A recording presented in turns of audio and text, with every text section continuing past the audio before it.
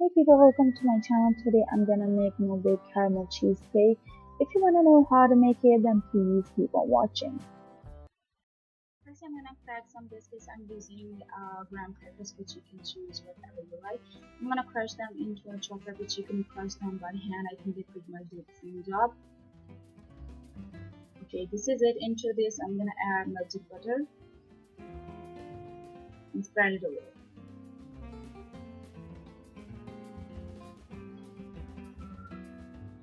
This is it. I'm gonna just check it on my hand. Okay, yes, it is ready. Then I'm gonna pour all the base mixture into my mold.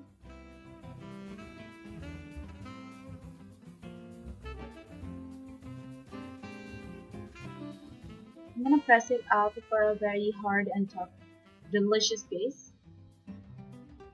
This is done. I'm gonna pop this guy into the freezer and onto my filling.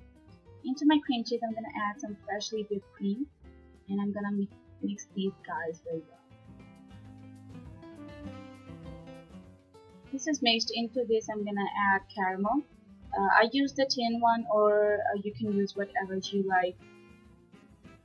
Then I'm gonna add vanilla essence and mix it up. It is so hard in consistency when it's not getting off the spatula and smells so great. Our base is ready. I'm gonna pour all the cheese mixture into my mold and spread it out evenly.